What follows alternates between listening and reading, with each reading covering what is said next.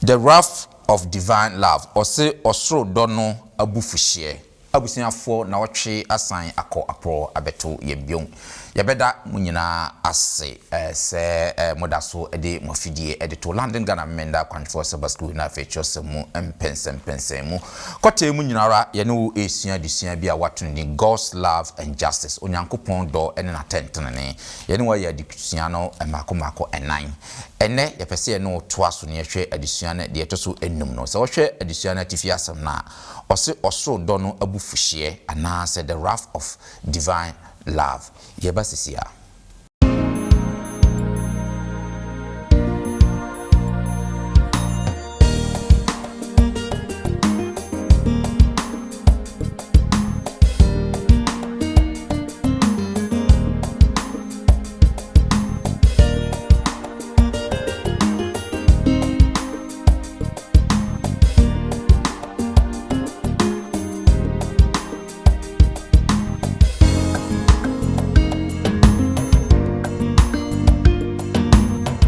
Testament nyankopon no the timo den say New Testament nyankopon no e na zo na ye enam so time wo mu nti no nyankopon soma no wa anko say ye twe ho free ne chen ko na eno dia no se fo na nyaye nyankopon bufo no nya say osori ya na ne bufufu rough di ne moja agye no esan say nti or dansa no do no in the form of a bufu se de be ya Omande hye adofo mo amohwe ni mo amutie nyinara yede enchia sonko nam ye ngaje nkwapa Yesu Kristo so ede ebre munyinara yenu yie sese ne one yen adidi yie no sara na muni mo abusiamfo so one mo adi ne yie kwata munyinara se na emedikan kan ye hwe onyankopon do na tentrene na achi mu no adisua de ebre no watudin se on soro do no abufuhye and as the wrath of divine love maboafo no aye crowd o mobebo na de adisua yin pensem mu ade abramo but answer no me enkutie anyum mfiri la melodia kura for homra.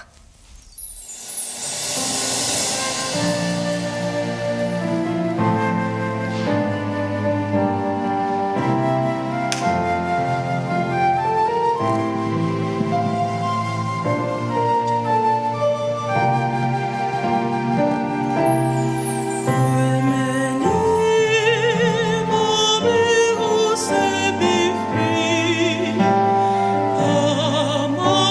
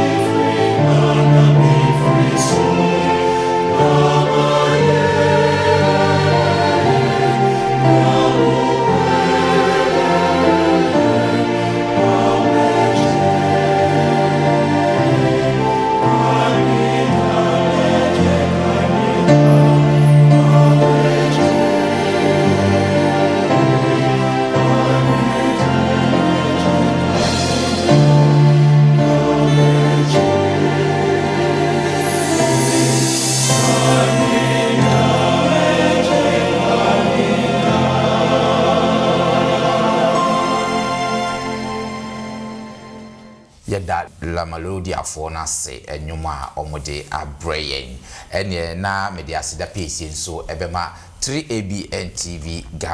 Ghana na 3ABN Ghana TV na nso mede asida pesi nso ama Hope TV Ghana sa adwuma ko mienu yi mo se da biarada ye sa adwuma ya omofa edekọ wiase afana enyara obehu won number e wo yemfo na yesraw sa wo hwe yen na sa wo mo bia obetumi afasa number no afre obi beje wo so kakra bia obetumi de aboa sa adwuma ko yi no mo nso motumi atre onya mfidie bebre atre na motumi aboa ma onyankopon asem na tumi atre akọwiase afana nyina wonso onyankopon nam saa ye nso ebe ehiraw se mawie ni saa dia ene mehwe efidie mu ase na afi maboafo na o maye krado no mayi o machire mu na afi wi aya hwe yen addition no media mosonfo Bismarck mensa enne ye wo adom mesan ewo enua peni Isaac Asare eka ye ho a peni Isaac ye mo akwaba okay that's it say last week buy na this week so what me e dey odo abo odomo ye that's pa me ko manimu a yenua Ransford ohene sapon so ene kan ho Ransford ye mo akwaba ye hu wa check kakra great Ransford call you mu ano asaba ye that's say then so wasan abase ye for addition in pense mo addition for me ko manimu a elder Dr. Alex Collins Afanso ena eti ono eda yemu akwaba bit ela de se ne munim no de biarada ye no na yesa adisha na fe me ko eto no elder Kingsford duabo amanso ena eti ono eda yemu akwaba great eda se elder so se ne munim no de biara ye ne elder ena eye se adisha ene ye nkate ne na ma Ransford emompaye emaye Mama emompaye Australia therefore aye na se na ma ye de ma ye ni aso adise kunya de ma ye fa wo do a wo ma o ma ene se ne woni ensi enye bone a yetim ne bone a yekomo wa de adise be si ehunu ye nti eso ma ye nti ase ma adise nya adise a betimi aboa nya kra ye nan na aboa ne timi atena se ama na opia odo ne nti o be fa yakọ we ni empire wo Yesu Kristo de mu nti amen great Medamo asena afenso mamu nyina akwaba se yeto nsafre mo aba osoro do no abufuhie nka abosem no ye fa free Psalm 78:38 Psalm 78:38 say Ransford why kradwa Psalm 78:38 but he being full of compassion forgave their iniquity and did not destroy them. Yes, many a time he turned his anger away and did not stir up all his wrath. Yenhwese ne o ka no ho. Enwom aduason wotwe chichimu aduasa enwotwe. O se na ono de enye ntim mobro nti okata wo mumuyeso na wansei nipa na ota sanka na bufu na wanyan na reho nyina amen. Amen. Yes, abusiafo ose osoro do no abufuhie. No kwasam ne se se wo ye kristoni anase mpo wonye kristoni a etoda bia ye ka onyankopon ne do ene na muhumobra ya na ye nitimije ho ne ye mpese ye beti ni se onyankopon ewo abufuhie kwasam se eno ye ya kristofo nyina ya na eye ya dwumu kesrene because asembisa ye television se onyankopon a wo ye odo ene osawo abufuhie na se nyankopon kra wo ye odo a adenti na ne domu no na openi pasem na watnase ma bone ahin afawiasi nyina niema esisi nkofo ewu yare don ne niema esisi no kwasem se wohwe California se na eja ehyi wo California na okachem se nyankopon yoda eya na adwen mu ntiase no eye kesene kakra enti ye kase nyankopon abufuhia eya na efi se eye wrong because nyankopon de eni kwanse ne do no mu no onya abufuhie but adusua no che se eye adwenchiaye sanse ebinu krampo so dwene se Old Testament nyankopon no ne trimo odin say New Testament nyankopon no ba no kwasem ne say ye ni nyankopon mienu ye ni Old Testament nyankopon ene wo New Testament nyankopon ba ko asem na ye ka but addition e che say kase nyankopon abufuhia na eye ne tenene ne do anu yi a wode mabone because nyame a open pasem no ye wo say nyankopon na nso se bone ba ne bufu bone no kwasem say maboafo ba boayen manya cheche onyankopon na bufuhye no se ne yesitie ene akudusua yenso yebetimi asua firi onyankopon na bufu ehye no so yenso yebe wo sa bufuhye ne bi ana se yenso yede no yenye ne sen eno na maboafo no ebeboa na yede emum pensempensem mu no ede abramo yendi kan na fe yenhwe ne se wo se abonefo sem eho ne werɛ ya na nyankopon abonefo sem ya eho ne werɛ si grieved by evil mamenko dogs so in this contest yenhwe the wrath of divine love osoro do no abufuhye na we nso se abonefo sem eho ne werɛ nti ase ben na adusua no pese enya no wo hase medase adusua we na am say toward the issue last week there no so last week no am some premises be about onyame suban o say onyame yodo onyame we humobro na enam ne do nchi abrenyi na odwen ne ma ho se bone bi e ba ne ma no ho a etim Esther no ema o ye jealous training ko efa ne ma no ho ena o kire say this week there so what I say nam onyankopon ne do no there's another side of him a o do no nti o pese bibia ye pepepe or ye God of justice na se who say there is injustice a ma stand up so who say obi ya de bi etia obi na emfa ne kwan so a eno na de sa we say no abufuo no ba nti sometimes when you're very careful, I'll be say they don't go hand in hand, but very much complementary. If we say where there is love no Esther wo Emma we say we guard the principles of love. Say what do yira? Obe do yira to the extent say so ni paboni bi per se obe ye o yire wo do no bonia. And no stay wo Emma wunya emotion bi a ode be defend o yire. And no na Bible okay. Now Bible say or the Psalm 78, the Psalm of Asaph, and my beautiful illustration about the CFO Nyankopon my war Israel a very much aligned with how I use you treating Yame. Or Frebi be a cycle of rebellion. What say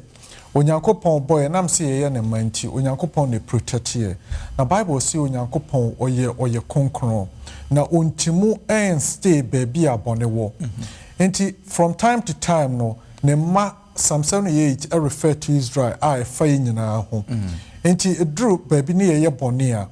enam bone a ye nti e man ye very difficult say onyankopon be ba ye nchen. Enti ye bone no epam onyame free ye nchen. Na onyankopon na aform hedge of protection around us. Enti say ye bone no pam onyankopon free free and chain na expose here near sebio mo bia ye de omagu dwambo mo a ye bie na to ho onipa boni bia timbam ebe ye boni nti at that time no obon say Bible times no what happened say onyankopon yi ni protection e free ne ma ho a then obronsam fa foreign nations no so no ma to ahye ne ma no so no ma be ye ne ma no boni na ombe ye boni onde omo kwaso mu na omo twe omo so a na onyame mana san tiem afro onyankopon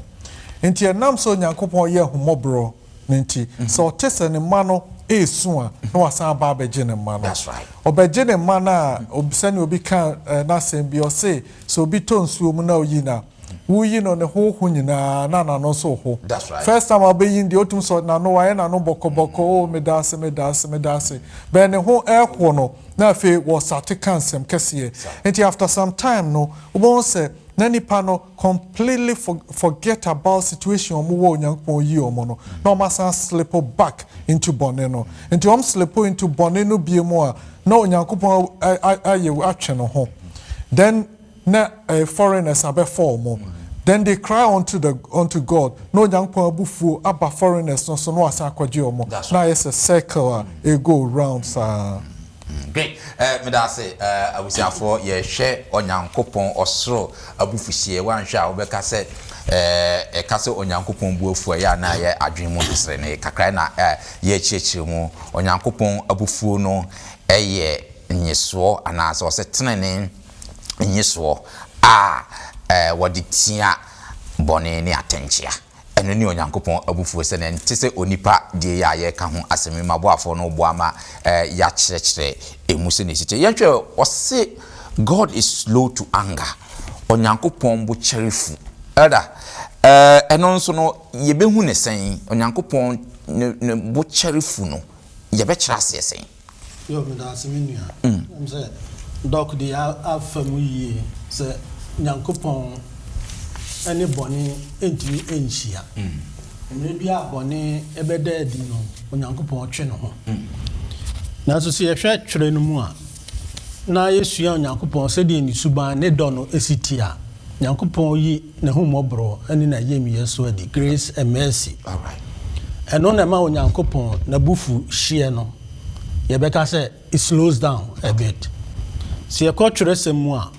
yɛbɛhunu afiri Jona nwoma no ɛtire ɛnan mɛpɛ sɛ yɛbɛkan baako ne mmienu no na ansa na yɛbɛkan no for the sake of our audience no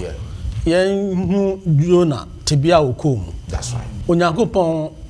ɛsoma no so nkɔka no asɛm ɛnkyerɛ kuro a yɛfrɛ Ninewe kɔsɛ na bɔne ɛwɔ saa ɔman no mu paa sɛ yɛkɔ abakɔsɛm mu a anaasɛ biblical history a yɛtumi hunu sɛ Jewfoɔ anaasɛ Israelfoɔ no ɔmo kɔ amanehunu mu ɛwɔ Assyriafoɔ ɛnsa no nti sɛ ɛnɛmmerɛ mu a memfa sɛ aman a ɛkokokoko na afei ɔman baako adi baako so a na afei ɔde ɔyaw ama wɔm no ɔman mufoɔ no ɔmunya ɔmo ho tirimupɔ anaasɛ ɔtan nti Jona n'adwene mu no onim sɛ ni Assyrianfoɔ no a ɔmo wɔ Ninewe no ɔmo yɛ adebɔnyɛfoɔ paa nti Nyankopɔn soma sɛ ɔnkɔ na afei ɔnkaka na asɛm kyerɛ wɔn ɔnkɔbɔ kɔkɔ so Nyankopɔn abufuhyeɛ no ɛɛba wɔn so ɛdeɛ na Jona yɛɛ ɛnam sɛ ɔtan wɔn no nti no Nyankopɔn soma a ɔsoma no wankɔ odwane ɛde n'ani hwɛ Tarshish twerɛ no mmienu sɛ ɔkɔtena bonto mu ship mu ɔhaw baa mu yɛyi no to nsuo mu nsuo no mu no whale anaasɛ fish kɛseɛ bɛmene no onyankopɔn ahu mmɔborɔ mu no fish no wangu wom ɔbɔ mpa nyame tie no na oyi no to konkɔn so ɛma ɔkɔka asɛmpa no ɛma ɔman no yɛ dɛn ɛnya agye sakra nanso yɛhwɛ Jona chapter 4 hɔ no a Jona kɔɔ tebea bi mu ɛhɔ no bɛkyerɛ yɛn sɛdeɛ onyankopɔn n'abufuo a slow to anger no a yɛka ho asɛm ɛsitie mɛpɛ sɛ yɛbɛka hɔ quickly Jonah chapter 1 verse 2 4 verse 1 and 2 okay Jonah t and 9 teaching baako ɛne mmienu sɛ na asɛm yi anye Jonah de koraa na ne bufuye na obisa Awurade sɛ Awurade ɛnyɛ asɛm a meka wɔ masase so no ɛnie yɛra nti na meyɛ ntɛm sɛ meredwane akɔta ases ɛfiri sɛ minim sɛ wo deɛ woyɛ onyame ɔdomfoɔ ne mmɔborɔhufoɔ na wo bo kyɛrefu na wadɔyɛ dɔɔso na wosesa wadwen wɔ musuo a wode reba no ɛho amen Jonah samre ni bu afu saa na yɛ nipa ne teɛ sɛ metan wo a mepɛ sɛ Nyankopɔn tɔ noma ɛwɔ asase so nyinaa fa ngu so na wo deɛ won disappear that's right but na me so me wura fi me ho sɛ me so me kɔ saa tebea no mu ɛma Onyankopɔn ahu mmɔborɔ no ɛbaa me so that's right Jonah mra wo dwane firi Onyankopɔn anim no na wɔsɛ sɛ nka wɔkɔ ɛpo no mu no kuwewu ɛdeɛ na esi Nyankopɔn gye no Nyankopɔn hu no mmɔbɔ samre wa akɔka asɛmpa no ama ɔman no so agye adi adan na wɔsɛ obufu aha no kyerɛ sɛ Nyankopɔn ɛnam sɛ wama yɛ free will sɛ Nyankopɔn ka na asɛm no kyerɛ yɛn na afei yɛtia abufu anka wɔsɛ ɛba yɛn so no na hu mmɔborɔ no replace that anger ɛno nti no Ninevefo a na Nyankopɔn sɛ kaka kyerɛ wɔn na wɔn anti a mɛhye kuro no kuro no anhye na mmom nya hu mmɔborɔ Nyankopɔn gye wɔn saa na Nyankopɔn ɛteɛ ɛma yɛn so ne compassion na sɛ na hu mmɔborɔ no ɛyɛ ne su ɛnam sɛ wɔyɛ ɔdɔ no nti no ɛno nti tɔda bi a yɛn enemere mu no yɛtumi keka nsɛm bi ka deɛ asie nka wɔsɛ Nyankopɔn twa wɔ efiri hɔ wɔsɛ nka Nyankopɔn yi wɔ efiri hɔ nanso na mmerɛ fi sɛ me no deɛ me accuse me nua sɛ ɔyɛɛyɛ no ɛno ana na me yɛ Nyankopɔn na hu mmɔborɔ nti no me de te ase enti we no kire onyankopon do a wo edemayen all right ti ehwe Greek mu a na say Hebrew for no no mo idiomatic expression okay yes abebusem say obi a wo long nose nose no e kire the period a wo take now anger wo express it all right but one dey bo nyame say nyankopon wo long nose adentia o che e wo na bufufa no all right adentia o maye mmere e ma ye dan ye dwen de ya ye no na asem no ba ye ho nsakra ye ben na menya se menya nsakra ye ne dia na onyankopon wa de wa jeme that's right and Paul can say ye nyina ya de bon ye fo ke wo se onyame twa ye free asase iso na so nam na hu mobro ni ntino Roman for 3 miensa chichemu aduenunum 26 on pepper say kan okay Romans chapter 3 Romans chapter 3 25 and 26 okay yen kan ho kakra man ono na onyankopon do no asi ho se empatade ni mogya mu na wafa gidie so age no na ode achie ne tenene ne bone a waye aka ne no atwam na ama no atwa onyankopon bo aseton mu no inti aduonunsia no na wode achie ne tenene no ebre yi mu na ono ara atene na wabu de efri Yesu hu gidie mu nso bem ama no tenene no ebi amen amen onyankopon nam Kristo Yesu mu gidie a yenya won mu ni wo ne sore ne moja obehwi agu amaye ne ntino wode aye atenene de de age minu mienu we no kire onyankopon na bufuo no so de ye slow to anger. Na Jonah no oni mo onyankopon isubanu asa na ofiri wose me ifiri mi kurom kura no na me ni se wo de me ko kasem no mo fra wo nyom he wo nyom hwe yeah enemre yesu de ani yesu ya to da bia ye betimi ni yenua aya akasa na so ni yesu ye gidifo na ya bompa ye ewurade fa me bone cheye said ya me so me de che afoforo so nyame de acha me de a ade na me mfa nche se ya mfa ncha na ya ko yese Jonah samre nyame de ne de acha no na so wo se nini we for de nyankopon nkom all right yo me da say ye be get back to no so na fe ya sa hwense bi se bia ewo now ye nto so na fe ye nhwe tenene abufuo se righteous indignation tenene abufuo bi wo ha ye tenene wa ye nhwe hawa ye besi atisade yase yenti ase yesen righteous indignation tenene abufuo abraba ni ehu tenene abufuo na edadi wo hefa e wo twosem mu Gidi pass adisua no ne fapem pa no eka se bia matu asem party aduonu bako chichemu be edumienu no dumiensa ekopem dunan no eye mfato ho kese a ebehum bia bia ye da abufu a ye trene adi na adisua no meisua no asem ba ko a meka ne se onyankopon abufu a ye kan nyina no ade ba ko ye da dipanse onyankopon abufu no enya abufu keke nemum eye abufu a efiri odomu a ne yem hyehye ne se na ade a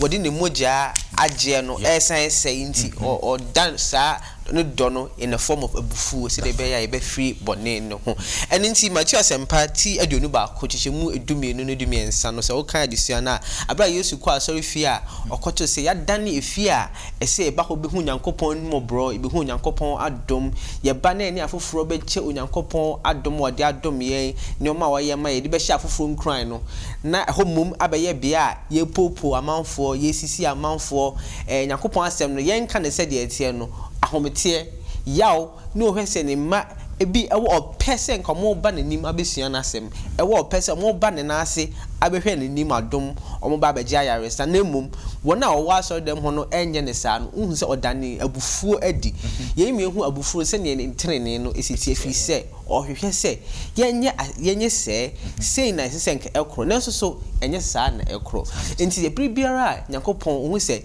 bibi etochema ema ne ma ade a ohwehwe se ne ma ensa be kan yensa nka no na ne odane abufuo adi se de be ya ibe hu se ompene de ekono so na emum ohwehwe se ibenya adwensakra enti se wo kan adi so nchemu edumiensa no pa aka se o se ma sorry fie mpai bobia bia ye bobo mpai chese nyankopon na bufuo mu mpo ohwehwe se ne ma no ibenya adwensakra ibenya nuhu ibeba nanim abegye adom soro nunku bi woni nchen ebi se oni ho saa ne de baby ye kɔ no yentimi nsan ye chi emma ne dɔ no mu no ene na bufuo no mu ne ehu se ne yam hyehyehye ne ma ne ma na bufuo no mu ne ehu ne dɔ a ɔwɔ ma ne ma bɔne bi ahyɛ wɔn so bɔne bi te wɔn so bɔne bi ɛde ɔmo agu mpɔkyerɛ bi mu no ne hɔ na yehu onyankopɔn dɔ ɛwɔ bufuo a ɔdan no adi saa bufuo no mu no yehu onyankopɔn konkron ya ɔwɔ ɛma ne ma yo but that's Ransford why are there pass wato obo bie mu saa ma yenyina yanya emu enti ase now yanto aso na fe yenhwe ɔse enye onyankopɔn pese obehye obi ya God does not afflict willingly eno nso no etesen sen na yenti saade yase na yehu ne sen yo midase se ni pa famua na se obi aye obone a ya wo pese bibi bone bi nso ento no yeah na wo se to no a na wani agi wo tirim se wo kosa ahohwe no mu yeah na ya de ba nyame fam so dia ente sa na wo hwe lamentation hono a wo de ma na lamentation 3:33 no okay o say me try say me hwe no about 2 or 3 different versions that's na right. Yeah, we new international version. Was it for he does not willingly bring affliction or grief to anyone. That's right. Nyame no pese bibi bone boy dama bibi bone bi atobi.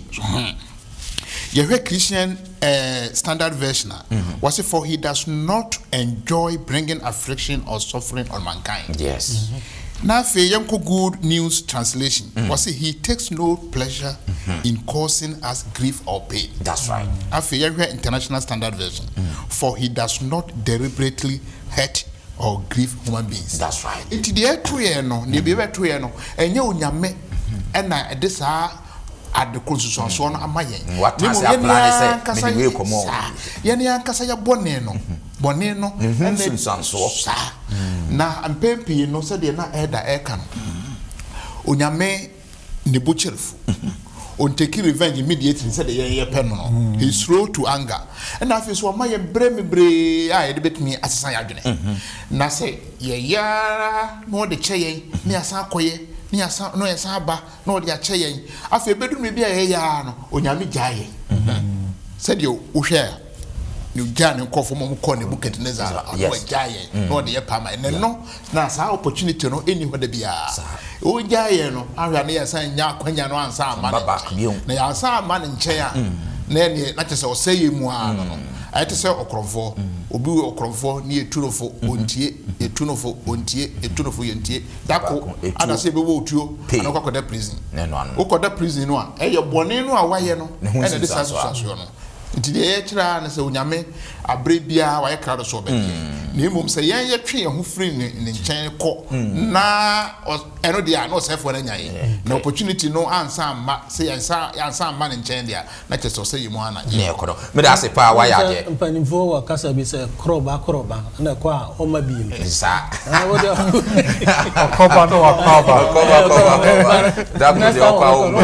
yes excellent yes abusiafo na yɛ ka no onyankopɔn en shedan transem planning en kase media mumuye anase media atrocity awukasem anase niema enye e command nkrofo enti se na wo hwe Ezra time no Israel for ne ye bone we bone afi de atweomo abone nsunsu an ko na buganiza ase se ne ode mai wo adise na opini Isaac acheche yemu no afi yan hwe hasen so or say show compassion da ahumobro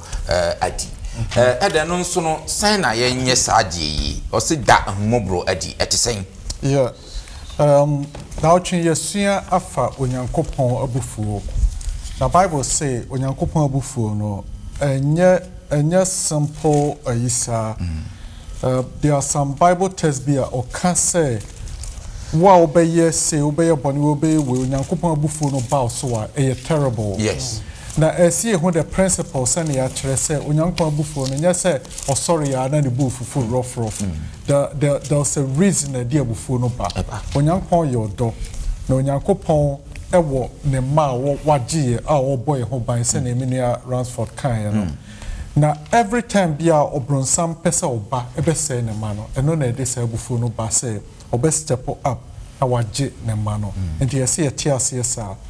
na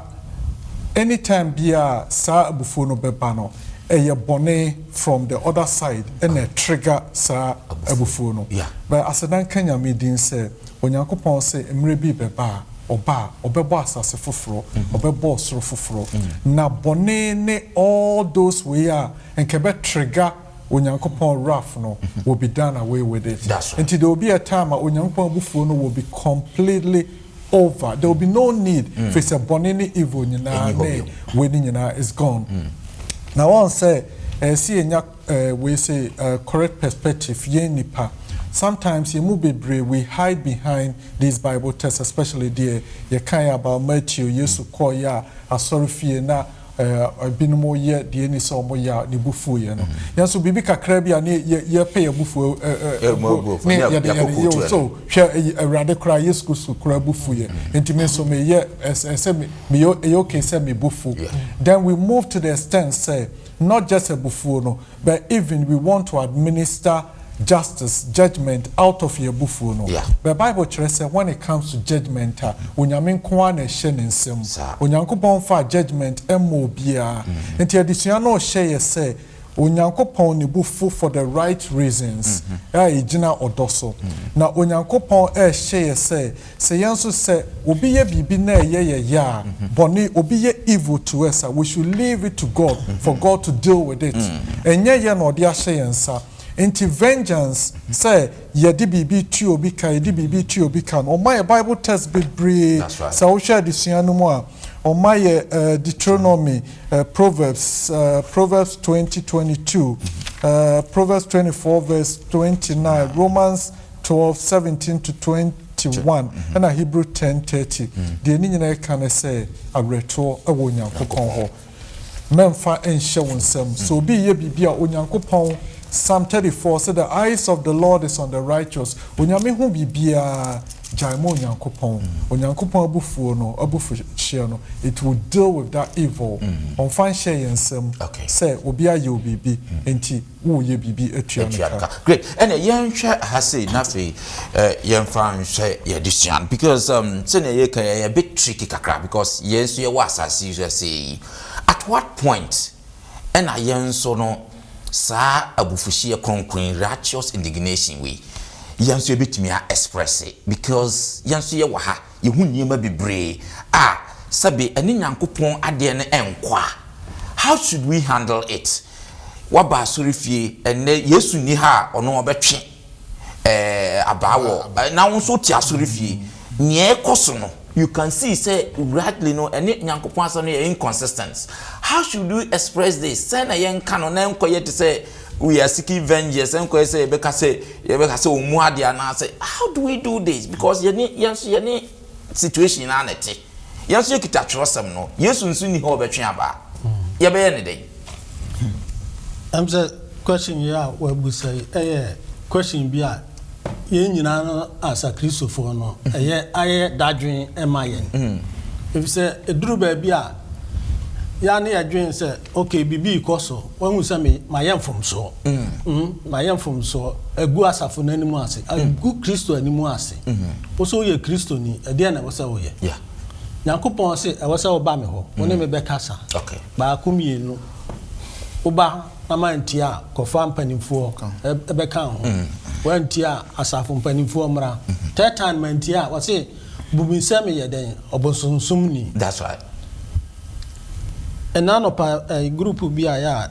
asafo mai bi a Bible studies ni prayer na near King Kai 1 Corinthians chapter 5 yeah me pese e be kan ho e be yensemian Paul kan bibi. All right, 1 Corinthians chapter 5 e be kan 1 and 2 no nko yeah 1 to 3 okay men kan bro from rekon a o hwehwetwi say it is reported commonly that there is fornication among you. Such fornication as is not so much as named among the Gentiles, that one should have his father's wife.